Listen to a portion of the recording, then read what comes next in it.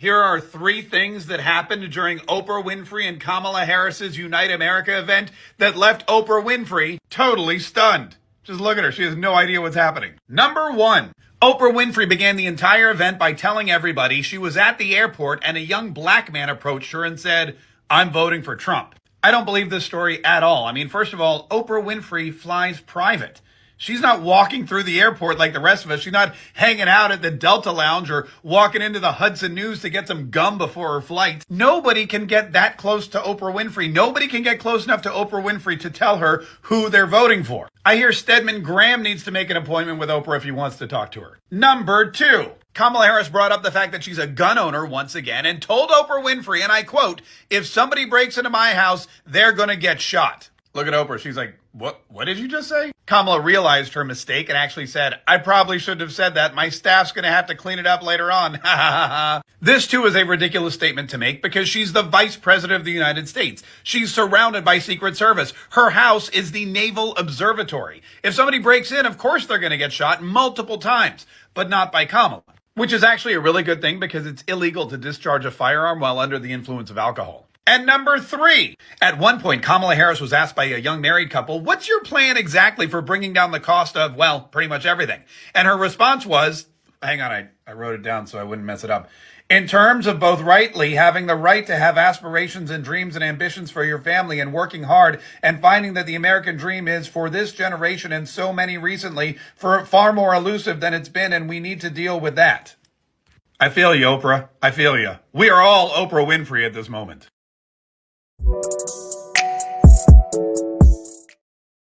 I used to love Oprah, like most of us who grew up when we did.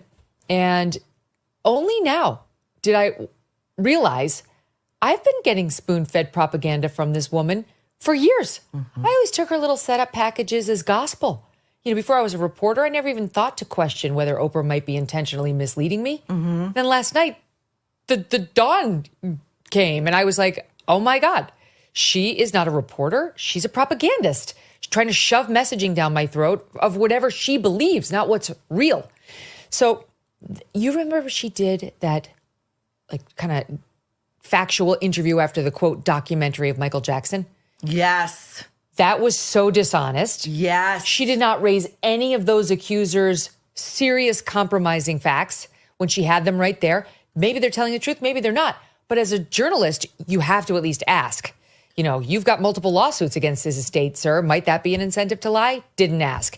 You've got these accusations against him. You had a book that you were supposed to produce about Michael Jackson in the context of litigation where you were required to turn this stuff over, and you lied saying that you didn't have it. And you only got found out because Random House and these other publishers admitted you shopped it to them and turned over the metadata to Michael Jackson's estate.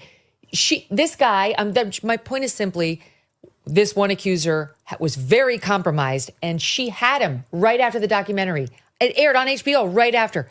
Didn't ask a question. Then she gets Megyn Markle. That was another propaganda fest where she didn't even try to pretend to be a journalist. And then we get the debacle last night. Yes. So great point about the Michael Jackson thing, because Oprah is a survivor of childhood sexual abuse. Right? You would think anyone, especially a journalist coming from that background, would view him with a bit more of a jaundiced eye rather than be in the business of image rehabilitation for this guy. No, but she wasn't. My point is coming from the other way.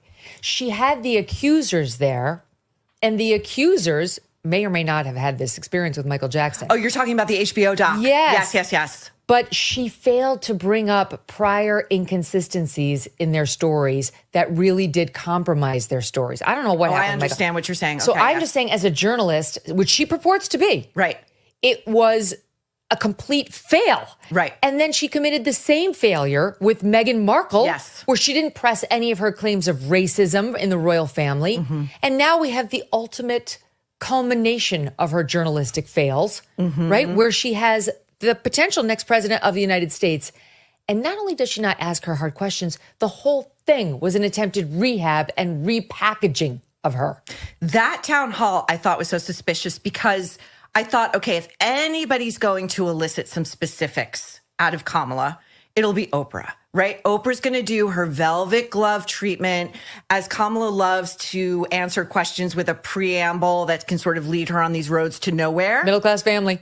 Middle-class family. As you know, I prosecuted transnational criminal organizations, her 3 favorite words in the English language. She did it again. She did it again. But Oprah padded this 90-minute special with all of these Yeah, this wasn't meant to be a real town hall with hard-hitting questions. Every person in there was completely vetted.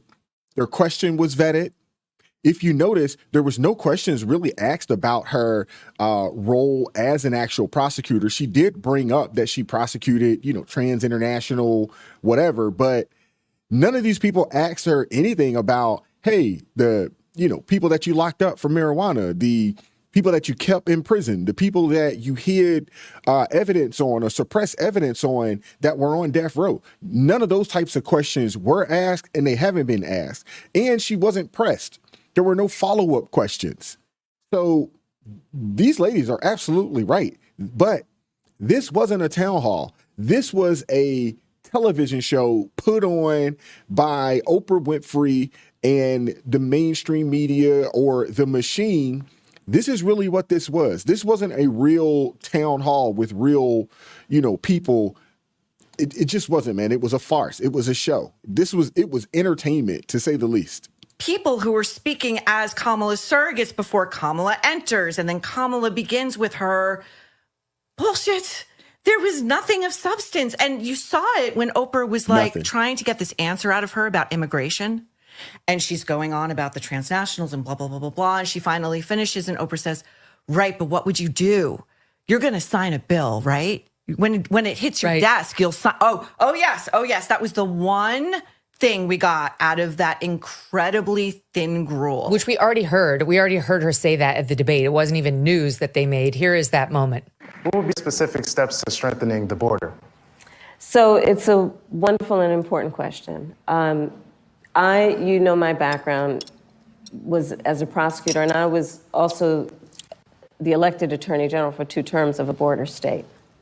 So this is not a theoretical issue for me. Sadly, where we are now can be traced most recently back to the fact that when the United States Congress, members of the Congress, including some of the most conservative Republicans, came up with a border security bill, and Donald Trump called up those folks and said, don't put that bill on the floor for a vote. My work and my career has always been about saying, let's fix problems. Let's address the needs, because we know it's within our capacity to do that. So to answer Justin's question, now that that bill has gone and hasn't passed, will you reintroduce that? Absolutely. And when I am elected president of the United States, I will make sure that bill gets to my desk and I will sign it into law. She doesn't even have the ability to do that. I don't think she's that well liked in the House nor at the Senate. She doesn't really have the ability to do it. And that was just another word salad of an answer that danced and tap danced all around the actual question and never got to the root cause. They're in power right now. She could go and have a conversation with Joe Biden, sign an executive order right now to shut the border down. They could have done this 3.5 years ago. Matter of fact, it was done. If you guys recall, it was the Biden-Harris administration that basically eliminated all of the daggone executive orders that President Trump put in place. They are the problem. They are the reason we have this crisis going on at the border. It's because of them. And honestly, they want this. This is what they want. This is by design.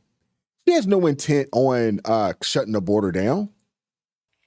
We already knew that, Oprah. She said that at the debate. Oprah is no longer in the business of staying up on the news. I bet she didn't even watch the damn debate. She's reading undoubtedly from blue cards her staff gave her. That's how the Oprah Winfrey show was shot. Oprah didn't have to think of her own questions. I know. I've spoken with her executive producers over the years, all of them.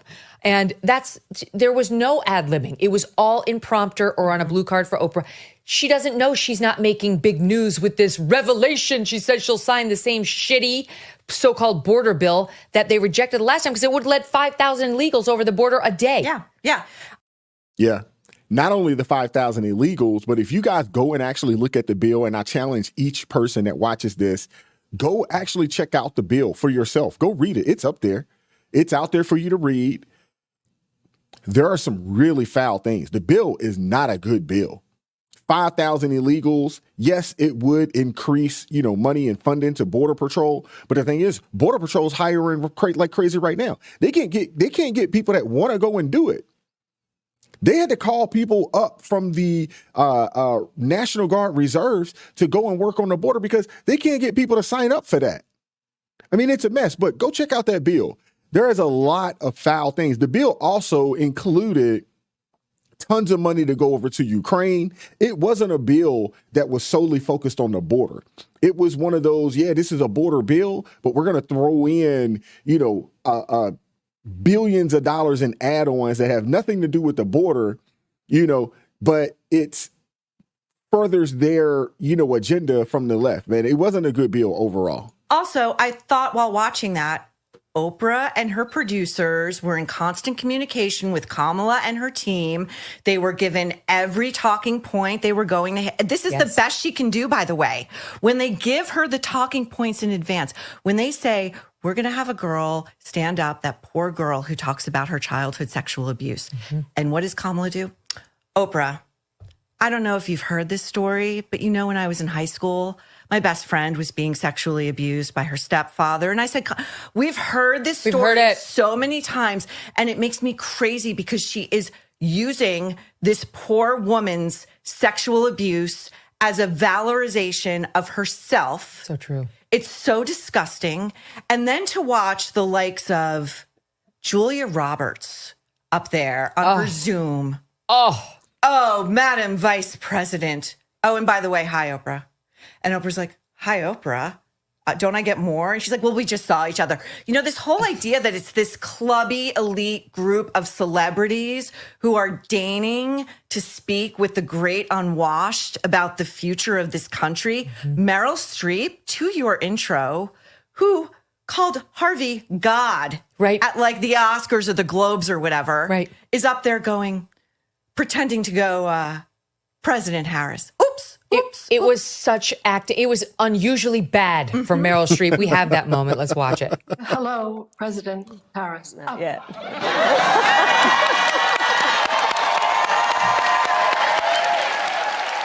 I can tell you're acting. 47 days. 47 days, yes.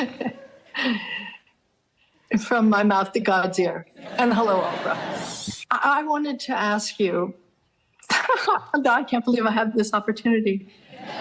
I probably never will again. I have a little Debbie That's the one thing that she said that was truthful. Downer moment, because actually, I think you're going to win. I'm sure you're going to win. But what happens when you win and he doesn't accept it? Mm-hmm. I wonder if we're ready for January 7th. 8th, 9th, and what happens? What happens? Oh my God. Maureen, reaction. Reaction. What happens? What happens? Will you save us? Well, Kamala's answer was substantive as usual. It's like, okay, let's take a step back. For a candidate who loves to posit herself as that of the future, she's always loving taking a step back to educate the rest of us as to how we got here, as if we're not living it in real time in ways none of these elitists are.